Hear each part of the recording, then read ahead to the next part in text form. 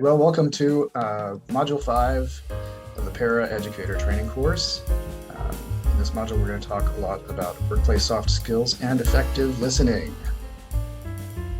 Great skills to have on the job and off. Let's talk about the objectives that we want to meet for this module. First, we'll go through Module 5's vocabulary. We've got a bevy of vocabulary terms this time through. And then we will look at 10 essential employment workplace soft skills. You guys are going to do a bit of research. We'll talk about active listening.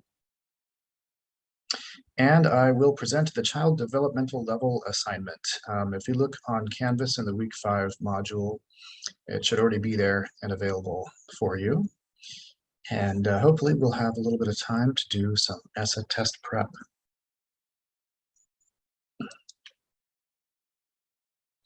Okay, let's start right in with this week's vocabulary. First one is FAPE, free and appropriate education. We'll hear this a number of times in the upcoming modules. Over on the right-hand side, Common Core state standards. I bet you have heard of this before, especially if you teach in one of the 48 states that have adopted Common Core state standards. Yeah, you can Google that later and find out which two states haven't. They're mainland states, by the way. Talent Ed, it's a software suite. We'll talk about that. And we will come to know the difference between classified and certificated staff.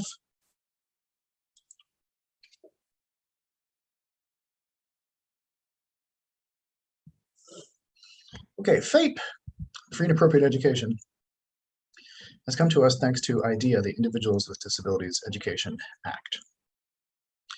Good change in society is rarely easy, and people rarely want to pay for it out of the goodness of their hearts.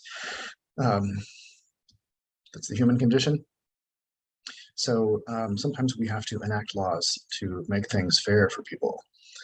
Part B of IDEA, this is a later addition, requires participating states to ensure a free, appropriate education be made available to eligible children with disabilities. Okay, which kids are covered under FAPE? Those who are in mandated age ranges with disabilities residing within the state.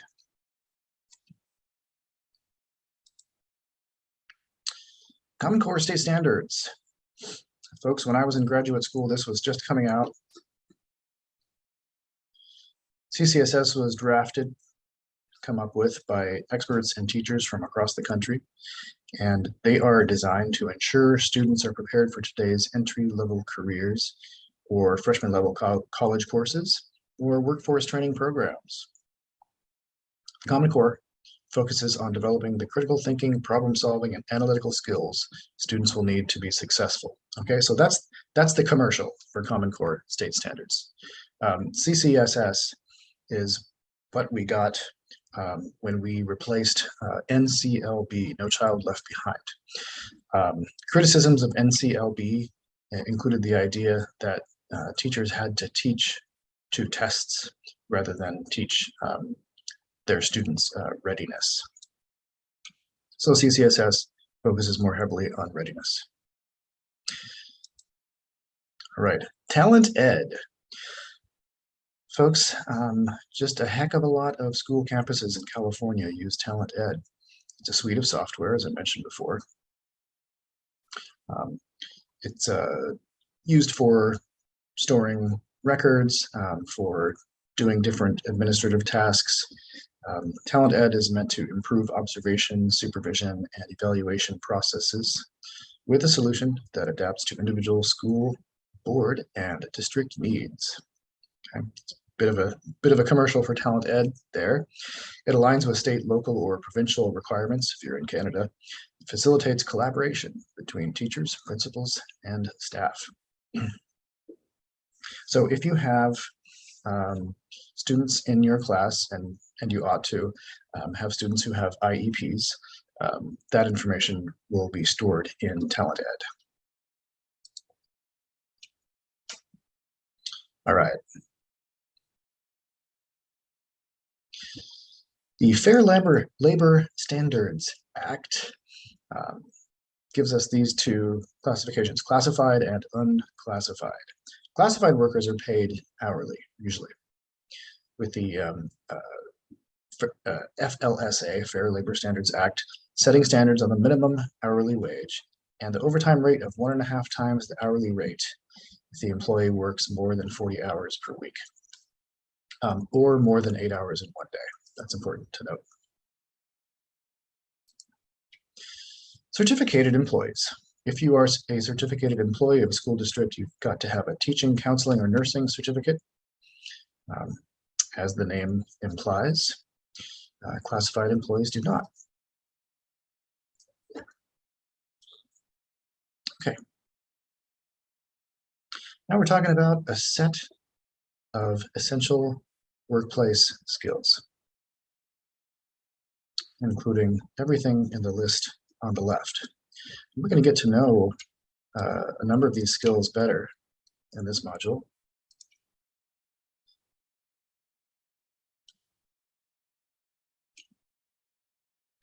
Starting with communication. Today's workers must be able to communicate clearly and efficiently across many platforms, and to listen and take feedback or instruction effectively.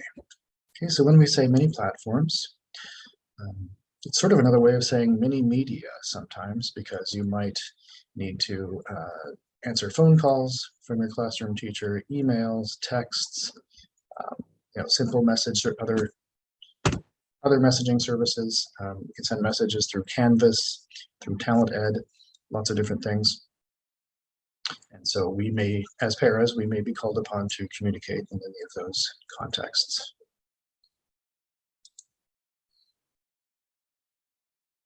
All right, teamwork makes the dream work. Teamwork is the ability to work collaboratively with others to achieve better end results than would be possible from any individual member, but also to fulfill specific roles as needed and to mitigate conflict. All right, in this context, mitigate means minimize, to try to minimize conflict through cooperation.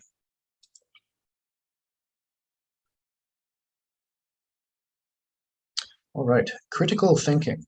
Now, we often think of the word critical as being negative, like you're being critical of me, this kind of thing. But critical thinking is simply about questioning something that is established. So there may be a situation that you get into that you've never been in before, and you have to think on your feet, like we say, to navigate your way through that situation. Rapidly changing industries require employees who are able to analyze problems and make decisions in response to any challenge that may arise in the workplace. Critical thinking skills are crucial to being able to adapt to new and unforeseen needs in an industry. Our industry, of course, is teaching, but this applies across the board. This is a highly valued skill by employers. As is adaptability. Workers who have a positive attitude toward change, as opposed to fighting against it, may find it easier to stay ahead of industry trends and challenges. So, if you're working in an institutional setting,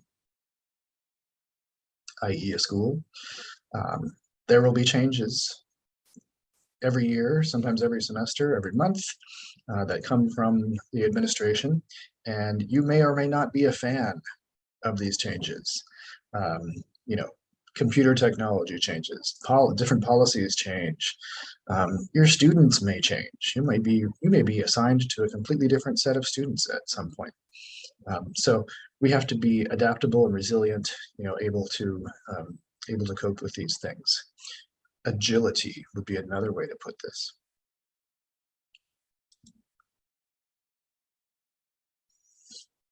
All right, initiative. The first part of this word, I-N-I-T, means first, right? Like the word initial. With the pace of today's workplace, many employers appreciate highly motivated workers who proactively look for ways to improve processes, products, and services. Okay, example for us, in the classroom. We've got, well, look at my bookshelf back here. It could stand a little bit of organization, sure. Especially, it's just me using it, so it's not entirely necessary. But if we had a lot of students needing to access it all the time, well, hey, we'd have to reorganize it, wouldn't we? And a paraeducator who would proactively say, I need to reorganize this, make sure it's okay with the teacher, and then do so without being asked, is one that has a lot of initiative. There's no way kids could reach the books on the top shelf. This would have to be completely reorganized. Reliability. Can you come to work on time? Will you come to work? These are things we don't usually ask in an interview, but it's something that you find out quickly about a person that you're working with. So-and-so is always late, or so-and-so is never late. One of these things is valued. You know, California is considered a laid-back place by many people's standards, but we do things on time. So it's an expectation that we have of people. Reliability can involve everything from showing up on time and not missing work or deadlines, to the ability to work independently and turn in quality work consistently.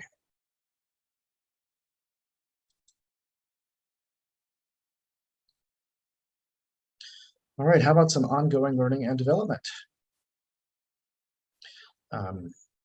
In some ways, this refers to the in-service or on-the-job training that I keep talking about, because districts recognize that it's important to stay ahead of the curve by demonstrating willingness and eagerness to learn more about the company and industry trends, right? The agency and industry trends, I should have said, new positions and additional skill sets.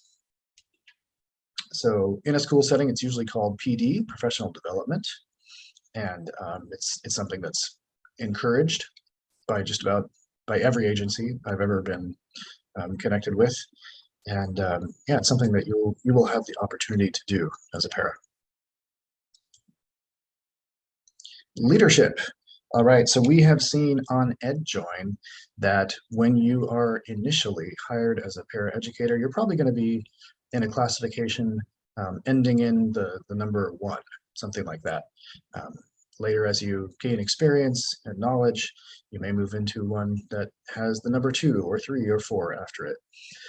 So in addition to acting as internal role models, employees should establish themselves as leaders who can be trusted to champion important tasks and projects. All right, so in our context, this would be referring to a more seasoned or more experienced paraeducator mentoring a less experienced paraeducator.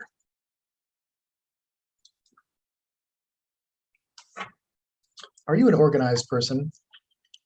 One look at my bookshelf shows you you may be more organized than I am. Proper time and resource management, knowledge of internal project management systems, and even the tidiness of one's workspace can all be indicators of an employee's organization skills. It's not always a strong correspondence between how neat your desk is and how neat your living room is. A lot of people, myself included, keep their workspace much more organized and tidy than they keep their home.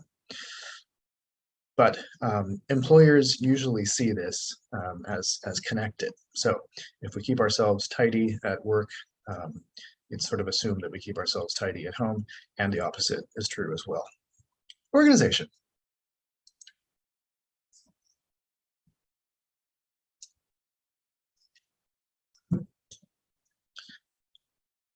Do you like technology?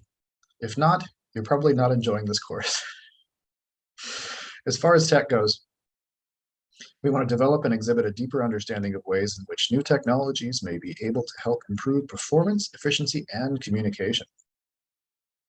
To go back to what I was saying, at the beginning of the pandemic, I was not looking forward to teaching online or having meetings online or really doing anything online, even though I'm a tech guy, tech-oriented person.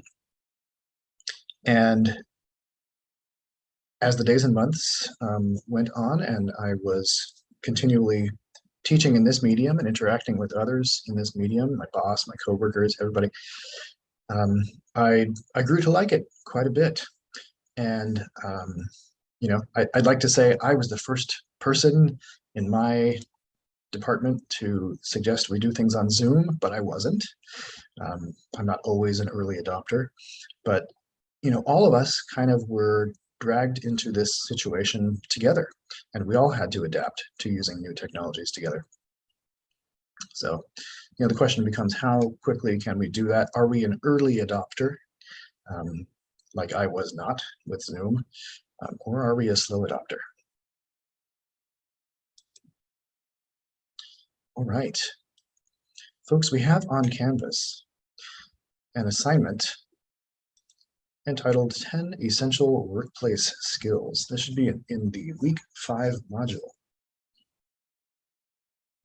You folks are going to read this very short article, it's about 2 pages, on Canvas, and discuss which skill would be the most important in working as an instructional assistant paraeducator. How would you learn how to become proficient in these skills is the question that we're asking ourselves. All right, folks, the next topic we will broach, communication. Yay, communication is great. Why is it important? I think you all would agree with me that it's important, but let's talk about why. Communication is the ability to share information with people and to understand what information and feelings are being conveyed by others. The understanding part here is super important, and I think I mentioned that in the last module. Communication can take on many forms, including gestures, facial expressions, signs, vocalizations, including pitch and tone, in addition to spoken and written communication. We communicate so many ways without ever picking up a piece of technology. Teachers, students, and parents frequently use non-verbal methods to communicate. Students often show disinterest in school by avoiding eye contact or sitting back in their chairs with their arms folded across their chests during instruction. I bet you've seen something like this before. Staff members may indicate that they have time to talk, but they may show disinterest by grading papers or busying themselves while you are trying to talk. I think a lot of us can relate with that too. On the other hand, a smiling, nodding face indicates that the listener is interested in what we are saying and encourages us to continue. Communication includes a broad range of actions which help the para work more effectively with students and with teachers. Okay, so smiling, nodding face, listener is interested, encourages us to continue. In many cultures, we have a name for this. In English, we don't. We just call it paying attention to the speaker. You know, paras interact with many different stakeholders daily. Success depends on their ability to communicate well. What's the skill needed for understanding roles and assignments? We always come back to our roles as being very important. It's important for planning and carrying out learning activities. Communication between us and the classroom teacher has to be great for that to work out. It's important for coordinating approaches with students. How are we going to work with student X, student Y, or student Z? As well as for providing information to teachers on student progress and behaviors. Also, it's good for building a positive relationship with students, teachers, and other staff. This is the cornerstone of our success as paras, I would say, or as educators in general.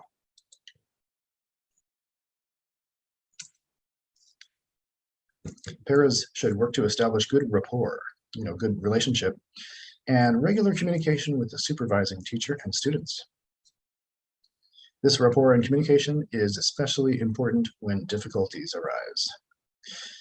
When we need to engage that critical thinking, it's going to take communication to let others know what we're planning to do. Paras and teachers have to make a team that creates the learning environment together, co-creation. Setting aside a daily time to meet to discuss lessons, student needs, and challenges contributes meaningfully to this. It's great if we have time to meet daily. We often don't, but at a bare minimum, I think weekly would be good. Meeting to talk regularly highlights two areas of teacher-para communication. The first is that paras and teachers can learn about each other's talents and interests and plan ways to benefit from these. Aha, you're very good at math, or you're very good with words. The second is that paras and teachers can come to an understanding where their differences in culture, ethnicity, experiences, etc. are concerned. Everyone has a different lived experience, even someone as young as our students, right? And so it takes an amount of communication in order to appreciate and understand that.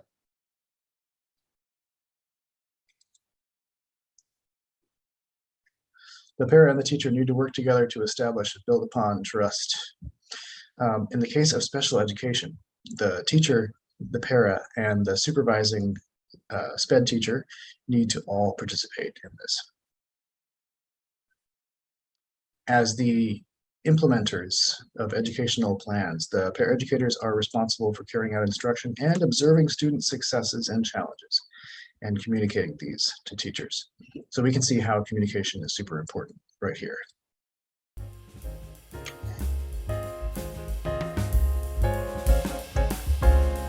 All right, that is the end of this module's first lecture. Thanks for joining me.